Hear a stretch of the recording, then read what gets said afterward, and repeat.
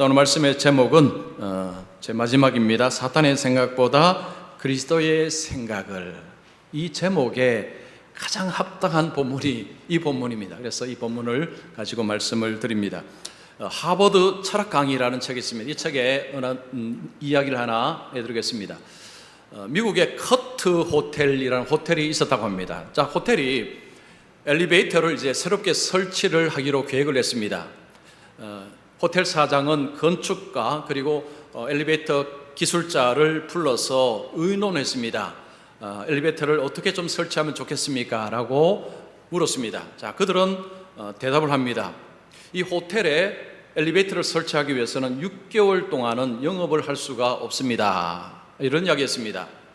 그래서 사장은 6개월을 영업하지 않으면 손실이 너무 많습니다. 다른 방법은 없습니까? 라고 물었습니다. 그때 두 사람은 다른 방법은 없습니다. 이 방법밖에 없습니다. 라고 단호하게 말했습니다. 그때 그 옆을 청소부 한 사람이 지나가다가 끼어들었습니다. 저 같으면 다른 방법으로 설치를 하겠습니다. 라고 하는 것입니다. 비전문가입니다. 청소부입니다. 엘리베이터 기술자가 경멸적인 눈빛으로 어떻게 할 건데요? 라고 물었습니다. 그때 이 청소부가 이런 이야기를 합니다. 엘리베이터를 건물 외벽에 바깥벽에 설치하면 되지 않습니까? 자, 그러자 두 사람은 그렇네요. 그 방법도 있군요. 라고 하면서 그 호텔에 엘리베이터를 외벽에 설치를 했다고 합니다. 그러니까 영업은 그냥 계속한 것입니다. 이 엘리베이터가 최초로 외벽에 설치된 엘리베이터라고 합니다. 자, 여러분, 건축가 그리고 엘리베이터 기술자하고 청소부하고 무슨 차이입니까? 생각의 차이입니다. 기술자 그리고 건축가 이 두 사람은 지금 생각이 고정되어 있습니다. 어떻게 고정되어 있습니까? 엘리베이터는 실내에 건물 안에 설치해야 된다라는 생각에 갇혀 있습니다. 그러나 이 청소부는 꼭 거기만 설치해야 됩니까? 바깥에도 설치하면 되지 않습니까? 라는 생각을 한 것입니다. 여러분, 경험은 참 좋은 것인데 경험이 꼭 좋은 것은 아닙니다. 이 경험이요, 사람을 생각을 고정시키고 어느 틀에 얽어맬 수도 있습니다. 그래서 사람이 나이를 먹으면 이 고집스러워지는 경향이 있습니다. 이건 좀 부정적인 표현입니다. 여러분, 나이 먹으면요, 고집스러워지는, 이거 좀 부정적인 표현이죠. 그런 경향이 있습니다. 왜 그러냐? 경험 때문입니다. 경험을 많이 하게 되면서 관점이 어느 틀에 고정이 되어버리는 것입니다. 그래서 다른 생각을 못합니다. 여러분, 고집스러운 사람하고는 대화하기가 쉽지가 않습니다. 그래서 우리가 인생을 살 때 경험도 중요하지만요, 경험이 다는 아닙니다. 다른 생각을 할 수 있는 그것이 우리에게 정말 필요합니다. 여러분, 생각에 관한 좋은 표현이 있습니다. 여러분 아마 들어보셨을 것입니다. 생각은 행동을 만들고, 행동은 습관을 만들고, 습관은 인생을 만든다라는 표현이 있습니다. 이런 표현 여러분 다 들어보셨죠? 생각은 결국은 인생을 만든다는 것입니다. 우리가 생각을 어떻게 하냐에 따라서 인생은 바뀐다는 거죠. 그래서 우리가 생각을 잘해야 됩니다. 생각. 여러분, 생각을 잘해야 앞으로 살아갈 인생이 달라진다는 것입니다. 여러분, 우리가 미래를 밝게 하기 위해서 우리가 생각을 잘해야 되는데, 그러면 어떤 생각을 해야 될까요? 그리스도의 생각을 해야 됩니다. 여러분, 우리가 생각하는 이 생각 속에는요, 사탄의 생각도 들어있고 그리스도의 생각도 들어있습니다. 두 생각이 다 들어있습니다. 만약에 사탄의 생각이 우리의 생각을 지배한다면 여러분, 미래가 밝겠습니까? 만약에 그리스도의 생각이 우리를 지배한다면 미래가 어둡겠습니까? 자, 오늘 이 말씀을 드리겠습니다. 여러분, 이 말씀 오늘 여러분 끝까지, 날씨가 덥지만요, 여러분 집중해서 잘 한번 들어보시기 바랍니다. 자, 오늘 말씀은 우리가 너무너무 잘 아는 말씀입니다. 예수님이 시험 받으시는 말씀입니다. 이 말씀 속에서 사탄의 생각을 우리가 포착할 수 있습니다. 그리고 그리스도의 생각을 우리가 포착할 수 있습니다. 이걸 우리가 알 수가 있습니다. 자, 오늘 본문을 이해하기 위해서는 창세기에 나오는 에덴 동산에서 사탄이 아담과 하와를 시험하고 유혹하는 장면을 함께 보는 것이 중요합니다. 예수님은 아담처럼 시험 유혹을 받으셨기 때문입니다. 예수님이 시험 받으신 것하고 이 유혹 같은 의미입니다. 예수님이 시험 유혹을 받으신 것하고 아담과 하와가 받은 유혹하고 비슷한 점이 있고 다른 점이 있습니다. 자, 다른 점을 한번 말씀드립니다. 장소가 다릅니다. 예수님은 황량한 광야에서 시험을 받으셨습니다. 아담과 하와는 모든 것이 풍족한 에덴 동산에서 유혹을 받았습니다. 예수님은 홀로 시험을 받으셨습니다. 이쪽은 두 사람, 아담과 하와가 함께 시험을 받았습니다.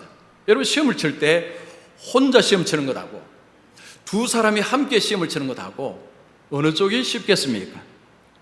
예수님은 지금 40일 금식 기도를 하신 후에 줄이신 상태입니다.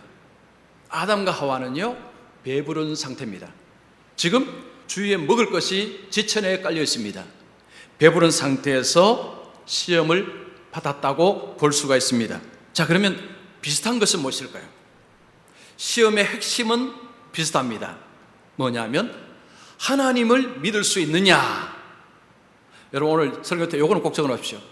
하나님을 믿을 수 있느냐, 이게 핵심입니다. 자, 여러분 한번 따라해 보시죠. 하나님을 믿을 수 있느냐? 한 번 더 하겠습니다. 하나님을 믿을 수 있느냐? 왜냐하면 여러분 머릿속에 각인시켜 드리기 위해서 제가 한 것입니다. 이 사탄은요, 예수님을 시험하거나 아니면 지금 이 아담과 하와를 시험할 때도 공이 똑같은 의도입니다. 하나님을 믿을 수 있느냐라는 것입니다. 하나님의 존재를 믿을 수 있느냐, 이게 아닙니다. 아담과 하와는 하나님의 존재는 당연합니다. 예수님, 성부 하나님 존재는 너무너무 당연합니다. 하나님의 존재는 믿고 있어도 일상생활 속에서 하나님을 믿는가는 완전히 다른 문제입니다. 여러분, 하나님의 존재는 확실히 믿고 있어도 일상생활 속에서 하나님을 신뢰하지 못할 수가 있습니다. 사탄은 그 틈을 타고자 한 것입니다. 현실 속에서 과연 하나님을 믿을 수 있느냐? 무슨 말입니까? 하나님은 믿을 수 없다, 이 생각을 자꾸 집어넣고자 하는 것입니다. 자, 그러면 사탄이 예수님을 어떻게 시험하는가 한번 구체적으로 보겠습니다. 여러분 3절 보시면 내가 하나님의 아들이거든. 사탄은 예수님에게 너가 당신이 하나님의 아들이거든, 이런 표현을 씁니다. 왜 이런 표현을 썼을까요? 의도가 있습니다. 자, 오늘 본문 앞쪽 3장 17절 보시면 이런 말씀이 있습니다. 하늘로부터 소리가 있어 말씀하시되 이는 내 사랑하는 아들이요 내 기뻐하는 자라. 예수님께서 공적인 사역을 시작하실 때 세례를 받으시고 물 위로 올라오실 때 하늘로부터 음성이 들렸습니다. 이는 내 사랑하는 아들이요 내 기뻐하는 자라. 성부 하나님의 음성입니다. 예수님이 이 음성을 들었습니다. 그런데 사탄은 왜 이런 말을 할까요? 여기에는 이런 뉘앙스가 있습니다. 너가 하나님의 아들이라고? 당신이 하나님의 아들이라고? 이런 뉘앙스가 있습니다. 좀 더 살을 붙이면 당신이 하나님의 아들이라고 참으로 하나님이 그렇게 말씀하셨나? 당신이 하나님의 아들이라고 참으로 하나님이 그렇게 말씀하시더냐? 이런 뉘앙스가 들어있는 것입니다.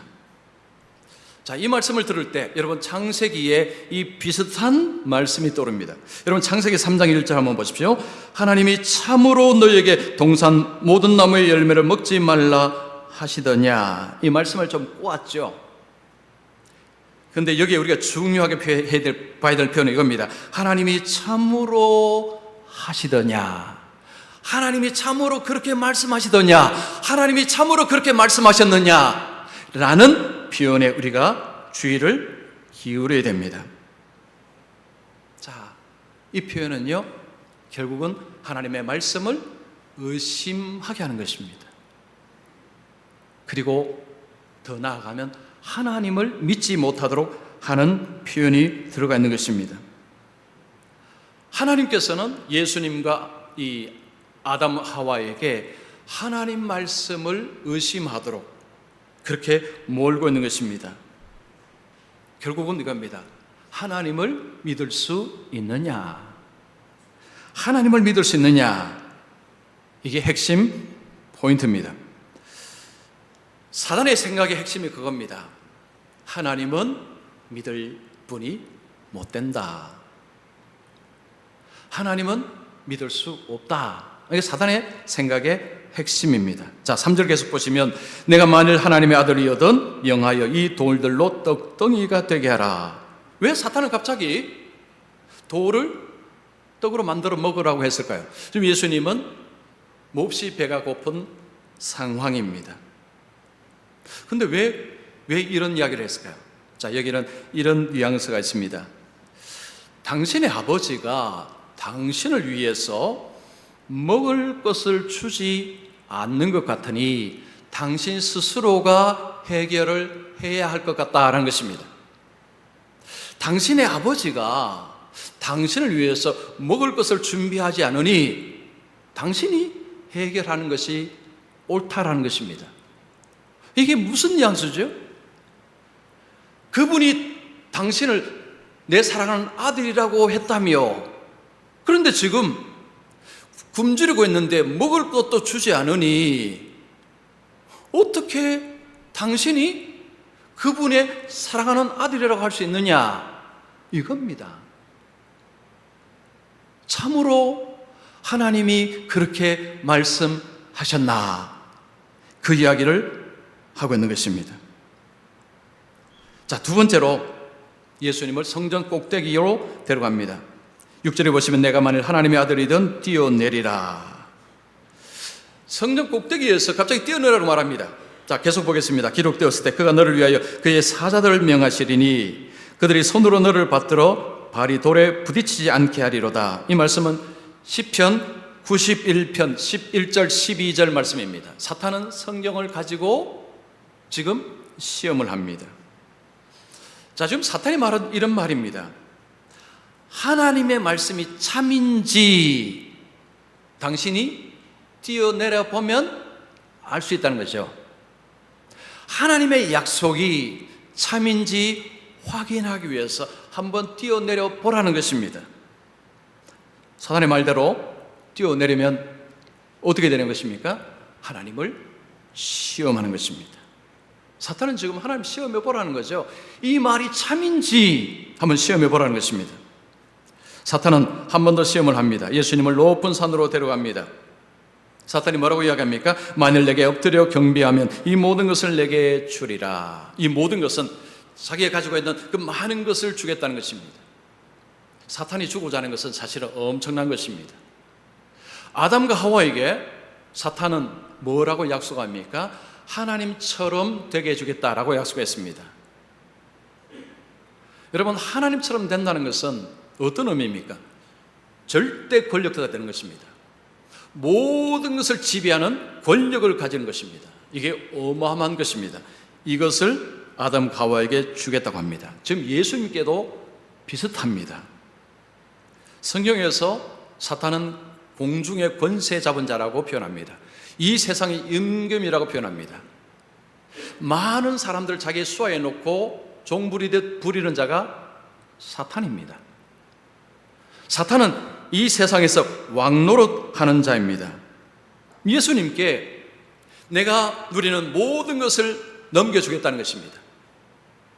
조건이 하나 있습니다. 나에게 엎드려 경배하면. 여러분, 이 유혹이요, 사람에게는 엄청난 유혹입니다. 왜냐하면 사람의 욕망 속에 자꾸 위로 가고자 하는 욕망이 있습니다. 즉 사람은요 왕노릇하고 싶은 욕망이 다 있습니다. 그래서 지금 이 유혹은요 굉장히 어마어마한 유혹입니다. 우리는 이 성경 하도 봐갖고 그냥 그러려니 하지만요 이 유혹이 보통 유혹이 아닙니다. 사탄은 지금 예수님을 유혹하고 아담과 하와를 유혹할 때에 핵심은 그겁니다. 하나님을 믿을 수 있느냐? 하나님 믿을 수 있느냐? 자, 이 유혹을 합니다. 그 유혹을 하기 위해서 그 안에 심는 생각, 그 앞에 심는 생각은 참으로 하나님이 그렇게 말씀하시더냐? 참으로 하나님이 그렇게 말씀하셨나? 이 의문을 갖게 하는 것입니다. 오늘날 우리에게도 똑같습니다.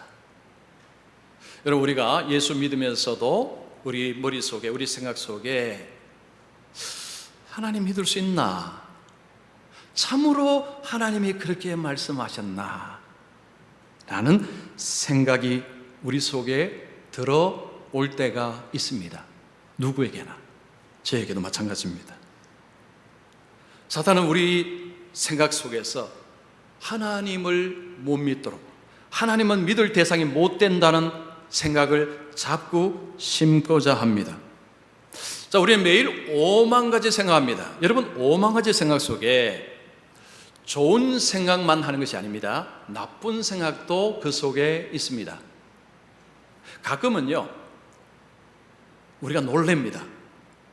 내가 어떻게 이런 생각을 다 하지? 추하고 더러운 생각이 떠오른 것입니다. 내가 의도적으로 생각이 아닙니다. 그냥 떠오르는 것입니다. 더럽고 추한 이 생각 그냥 떠오른 것입니다. 내가 그걸 풀어낸 게 아닙니다. 그냥 떠오른 것입니다. 이것이요 5만 가지 생각 속에서 이게 그 속에 들어 있다는 것입니다. 이걸 떨쳐보려고 해도 이게 쉽지가 않습니다. 이 속에 사탄의 생각이 우리 속에 들어와서 우리 마음속에 참으로 하나님이 그렇게 말씀하시더냐? 아닌데, 하나님은 그렇게 믿을 대상이 아닌데, 하나님에 대한 불신의 마음이 우리 속에 문득문득 이게 자꾸 들어온다는 것입니다. 예를 한번 들어볼까요? 자, 삶이 계속 힘들어집니다. 여러 가지 삶이 계속 힘들어지면 이런 생각이 들 수 있습니다. 하나님은 자기 백성을 인도하고 보호하신다고 말씀하셨는데 참으로 하나님이 그 말씀을 하셨나? 하나님의 말씀에 대해서 의심이 일어나는 것입니다. 여러분, 텔레비전을 트거나 책을 읽을 때마다요 수많은 과학자들이 인간은 진화했다고 다 이야기합니다. 과학적으로 증명이 되었다라고 표현을 씁니다. 그러면 계속해서 그걸 듣고 보게 되면요 마음속에 이런 생각이 들어옵니다. 성경에는 하나님께서 모든 것을 창조하셨다고 하는데 참으로 하나님이 그렇게 말씀하셨나? 참으로 하나님이 그렇게 말씀하셨나? 라는 의심이 생깁니다. 사람은 죽고 나면 어떻게 되는지 과학적으로 증명이 안 된다고 이야기합니다. 그런데 성경은 천국 지옥을 이야기하고 부활을 이야기합니다.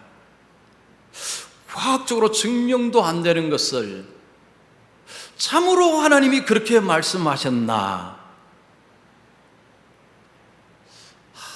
내가 믿기는 어렵다는 식으로 생각이 그쪽으로 몰려간다는 것입니다.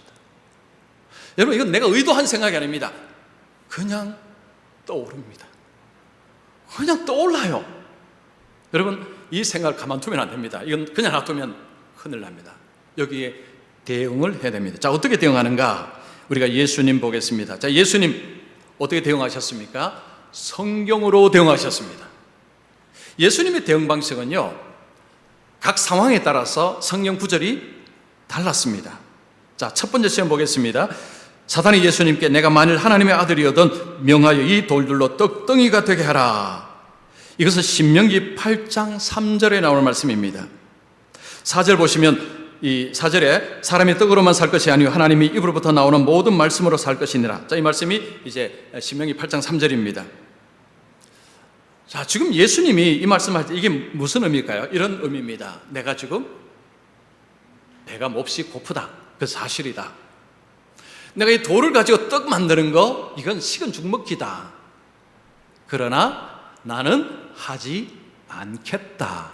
왜냐? 떡보다 하나님의 말씀이 더 중요하기 때문이다. 예수님은 지금 그런 표현을 하신 것입니다.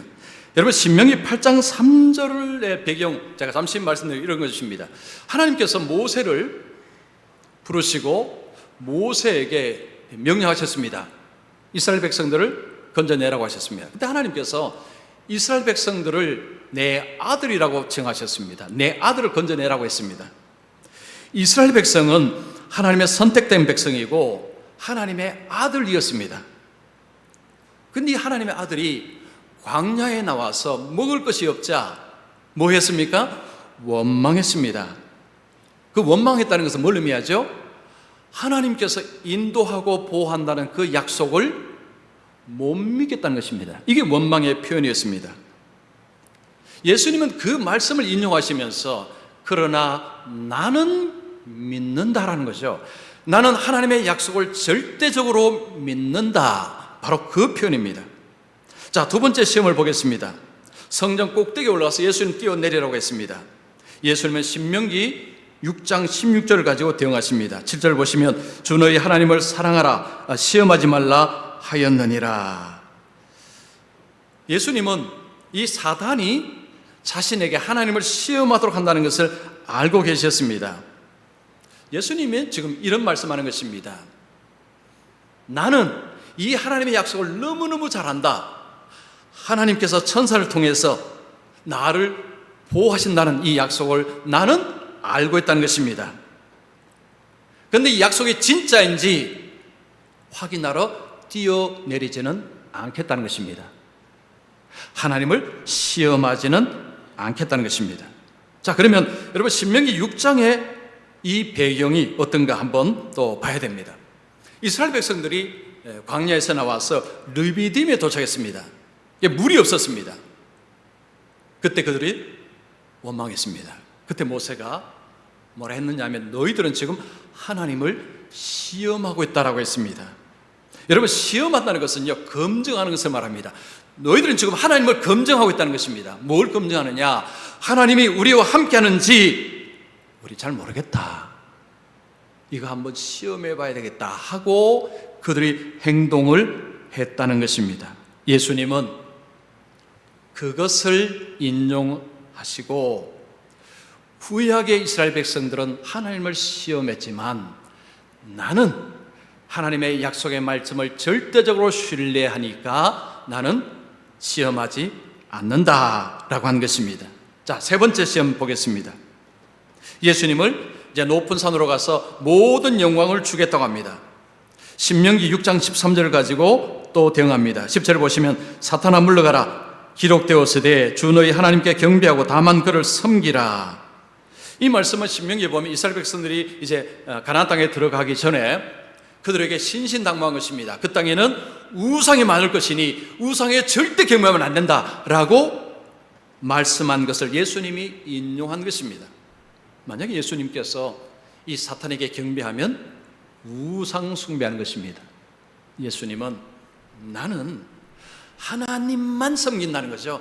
나는 하나님께만 순종한다. 그리고 하나님께서 주시는 것을 나는 받는다. 나는 네가 받는 것에 관심이 없다는 거죠.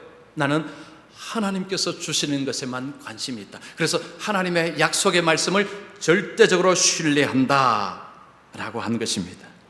사탄은 물러갔습니다. 졌다는 이야기입니다. 예수님은 성경을 가지고 대응하셨습니다. 여러분, 우리 속에 이 잘못된 생각들, 악한 생각들, 이 사탄의 생각이 들어올 때에 물리칠 수 있는 방법은 성경이라는 거죠. 성경. 이것을 예수님이 보여주신 것입니다. 여러분, 우리의 생각의 중심을 잡기 위해서는요, 이 성경이 유일한 방법이라는 것입니다. 자, 어느 나라에 할아버지와 어린 손자가 살고 있었습니다. 자, 두 사람이 어느 날 장보러 갔습니다. 장보러 가서 당나귀 한 마리를 샀습니다. 당나귀를 사서 이제 집으로 돌아오는데 할아버지가 당나귀에 탔습니다. 손자는 옆에서 걸어갑니다.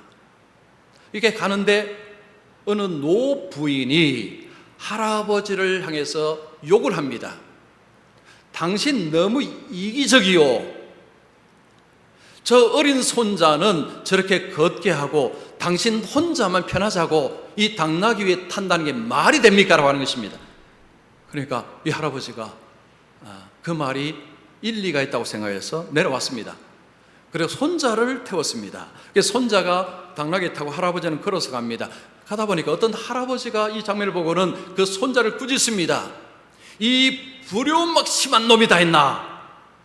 아니, 연세 드신 할아버지는 걷게 하고 자기는 이제 지금 이 젊은 자기는 이 당나귀 탄다니 이게 말이 되느냐라고 하는 것입니다. 그러니까 손자가 부끄러워서 내려왔습니다. 어떻게 했을까요? 두 사람이 당나귀에 올라탔습니다. 여러분, 지나가면 사람들이 가만히 있을까요? 또 한 소리 합니다. 어떤 사람이 두 사람을 막 백민합니다. 아니, 어떻게 이렇게 동물을 학대할 수가 있어? 저 당나귀가 얼마나 힘들겠어? 당신들은 저 당나귀 생각은 안 합니까? 라고 소리를 칩니다. 또 내렸습니다. 어떻게 했을까요? 두 사람이 당나귀를 짊어지고 집으로 갔습니다. 이게 뭔 이야기입니까? 옛날 이야기죠. 자, 이 할아버지, 소년은 빼고요. 할아버지는 좀 생각의 중심이 안 잡혀 있습니다. 그러니까 사람의 말에 휘둘리고 있습니다. 우리가 살다 보면요, 주위의 사람들이 콩나라, 팥나라 뭐 하죠. 그러면 어떻습니까? 이쪽으로 갔다가 또 이쪽으로 갔다가 왔다리 갔다리 이러면 인생이 어떻습니까? 힘듭니다. 고달파요. 이렇게 안 하기 위해서 어떻게 됩니까? 중심을 잡아야 됩니다. 중심. 생각의 중심이 잡혀 있어야 휘둘리지 않습니다. 여러분, 사람에게 휘둘리는 것도 피곤하지만요, 진짜 문제는 사탄에게 휘둘리는 것입니다. 우리가 경계해야 되는, 진짜 우리가 조심해야 되는 것은 사탄에게 휘둘리는 것입니다. 우리의 머릿속에 이런 악하고 하나님을 불신하는 생각들이 문득문득 떠오를 때에 여러분, 이게 우리 힘으로 이걸 퇴치하는 것은 불가능합니다. 이게 뇌과학이 밝혀낸 건데요, 어떤 생각이 들 때 그 생각을 중지하는 것은 불가능하다고 합니다. 어떤 생각이 이제 막 들어옵니다. 이걸 내 힘으로 중지를 못한대요. 그러면 어떻게 되느냐? 방법은 다른 생각을 하는 거랍니다. 어떤 생각이 막 밀려오면 이게 좋은 생각이 아닙니다. 막 너무 미치겠습니다. 그럴 때는 다른 생각을 하라는 거죠. 이게 뇌과학이 지금 이야기하는 것입니다. 여러분, 사탄이 하나님을 불신하고 하는 이런 생각들이 우리 속에 집어넣을 때 무엇으로 다른 생각할 수 있을까요? 성경입니다. 여러분, 성경입니다. 내가 의도하지 않은 가운데서 문득문득 튀어나오는 생각, 이거 그냥 놔두면 계속됩니다. 자, 그럴 때 성경을 사용하라는 거죠. 자, 그럼 어떻게 사용하는가? 사례를 좀 말씀드리면 이렇습니다. 자, 우리가 이제 예수 믿다가요, 이런 생각이 들 수 있습니다. 하나님께 11조도 드리고 뭐 시간도 드리고 한데 가끔 아깝다, 손해 보는 것 같다 생각이 들 때가 있습니다. 이거 참 아깝다. 내가 바보 같은 행동이 아닌가라는 생각이 들 때가 있다는 거죠. 이럴 때 여러분, 말씀으로, 입으로 이야기해야 됩니다. 자, 무슨 말씀일까요? 마태복음 6장 33절입니다. 자, 우리 입으로 크게 읽습니다. 시작.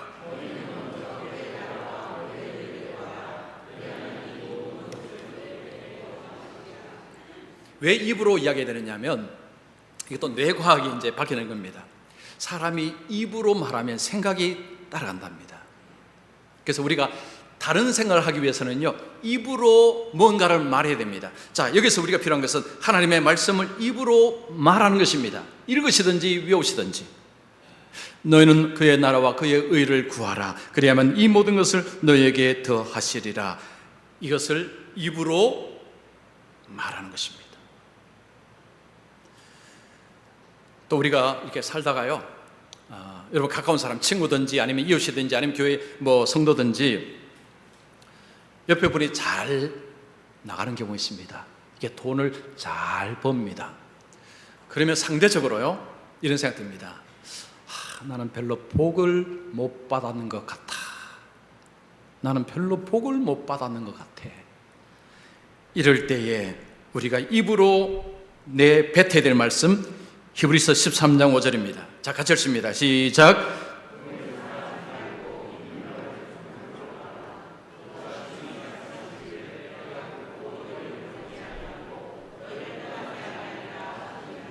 요즘 이런 생각 드신 분 있다면요, 이 말씀 암송하십시오. 아예 그냥 그렇게 해서 이 말씀을 입으로 내뱉으십시오.